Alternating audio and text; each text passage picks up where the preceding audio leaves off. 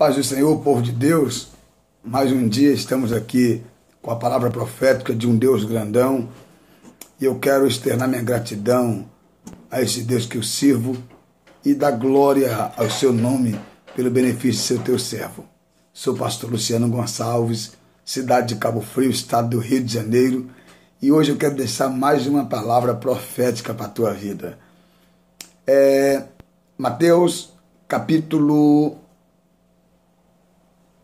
8, versículo 23, diz assim: Então, entrando ele no barco, os discípulos o seguiam. Marcos capítulo 4, versículo 35 ao 41, ele diz: E já sendo tarde, disse Jesus, passamos para outra margem.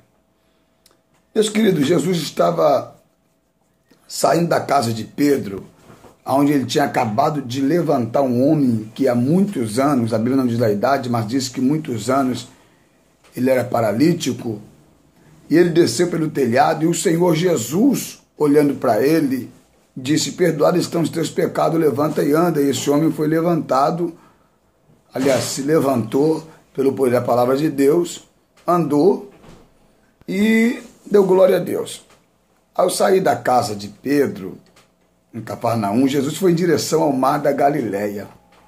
E quando ele chegou no mar da Galileia, diz a Bíblia Sagrada que ele entrou num barco e disse para os seus discípulos. Se você for ler Lucas capítulo 8, versículo 22 a 25, vai dizer que, sendo já tarde, entrou ele no barco e disse para seus discípulos: passamos para outra margem. E o texto que nós lemos aqui, nós lemos que, então, entrando ele no barco, os discípulos seguiam. Primeiro era o mar da Galileia. O mar da Galileia é conhecido como o mar de Quirinete, lago de Genezaré, ou mar de Tiberíades. O mar da Galileia, ele tinha 11 quilômetros de largura, 22 quilômetros de comprimento e 52 de fundura, 52 metros de fundura. Era cercado pelo Monte Tabor, e este mar da Galileia, o lago de Tiberíades, o lago de Genezaré, sempre tinha tempestade e ventos, devido a ser em forma de uma bacia cercada por montes. Queridos, Pedro conhecia a temperatura do vento, quantos nós tinham o vento, a temperatura da água. Ele conhecia muito bem aquele mar, porque ele cresceu pescando ali. Só que o vento chegou de surpresa. Querido, não se preocupa com o vento. Eclesiastes diz que aquele que olha para o vento não semeia. Não se preocupe com o vento, com a tempestade, porque a primeira palavra já foi dada. Tu vai chegar do outro lado. A promessa é para você chegar do outro lado. Eu não quero saber qual é a tempestade, qual o vento, qual o problema que você está passando. Eu não quero saber que vento ou que crise existenciais você está vivendo. A promessa é para tu chegar do outro lado. Quem prometeu não foi o pastor Luciano, não foi o apóstolo, não foi o patriarca, não foi o bispo, não foi o presbítero, não foi o reverendo, não foi o doutor em divindade. A promessa é de Deus. E se foi Deus que prometeu, tu vai chegar do outro lado. Às vezes o vento pega de surpresa, às vezes o vento chega de surpresa, mas a promessa é para chegar do outro lado. Às vezes os ventos, as tempestades chegam se a gente imaginar, mas não se preocupa, porque Jesus ainda está no barco. Se ele está no barco, meu filho, descansa teu coração, sossegue a tua alma, está tudo no domínio de Deus. E a Bíblia diz que, entretanto, Jesus dormia. Marcos 4 diz que ele achou uma almofada e começou a dormir. Por que Jesus dormiu? Porque Jesus, ele tinha duas naturezas, gente. Natureza de homem e natureza de Deus. Gálatas diz que, vindo na plenitude dos tempos, Deus mandaria seu filho nascido de mulher. Filipenses 2,4 diz que, de sorte que haja em vós a mesma natureza que houve em Cristo Jesus, não houve por usurpação ser igual a Deus, mas esvaziou-se a si mesmo, assumindo a forma de homem, e encontrando na forma de homem, foi obediente até a morte de cruz. pelo qual Deus o exaltou soberanamente, ele pôs o nome que está acima de todos os nomes, para que diante desse nome todo joelho se prostre e toda língua confessa que ele é o Senhor, para a glória de Deus Pai. João 1 disse bem claro, no princípio era o verbo era Deus, o verbo estava com Deus, e o verbo se fez carne e habitou entre nós. Então Jesus estava como homem, como Deus. Como homem, ele foi filho de Maria. Como Deus, ele é pai de Maria. Como homem, teve mãe, mas nunca teve pai. Como Deus, tem pai e nunca teve mãe. Como homem, ele andou e se cansou. Como Deus, não se cansa nem se fadiga. Como homem, ele bebeu água. Como Deus, é a fonte de água viva. Como homem, ele comeu pão. Como Deus, ele é o pão vivo que desceu do céu. Como homem, ele chorou. Como Deus, ele te consola dizendo, não chore. Como homem, ele dormiu num barco. Como Deus, não dorme nem tosqueneja nem sonha. Como homem, Jesus foi desamparado. Como Deus, ainda que teu pai e tua mãe te desampara, o Senhor nunca te desamparará. Como homem, ele olhou para cima e mandou Zaqueu descer. Como Deus, ele está acima de tudo e não precisa olhar, porque os seus olhos estão como chama de fogo, contemplando o que é bom e contemplando o que é mal. Como homem, ele viajou muitas vezes de pé e até mesmo de animais. Como Deus, ele não viaja, porque é onipresente, é onipotente. Como homem, ele foi desamparado. Como Deus, ainda que seu pai e tua mãe te desampara, o Senhor nunca te desamparará. Como homem, ele dormiu, ele morreu. Como Deus, ele ressuscitou. Por que Jesus dormiu no barco, gente? No meio da tempestade.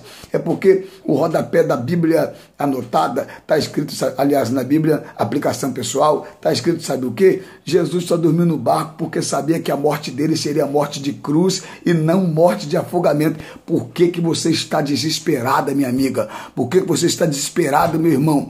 Meu filho, você não vai morrer dessa forma que tu está passando. Pastor, a crise é difícil, a situação está braba, eu não sei o que eu vou fazer, mas a promessa é para tu chegar do outro lado, a promessa é para você transpor barreira. Sossega, acalma teu coração. A Bíblia diz que houve uma tempestade muito grande. E alguns comentaristas, como os irmãos estão percebendo na minha retaguarda aqui, eu amo a leitura, gosto da literatura, principalmente das coisas de Deus. Eu lendo no livro do Merlin Tenney, ele descobriu uma coisa muito forte. Sabe o que foi isso? Glória a Deus. Fique em paz, fica tranquilo. Jesus está no domínio.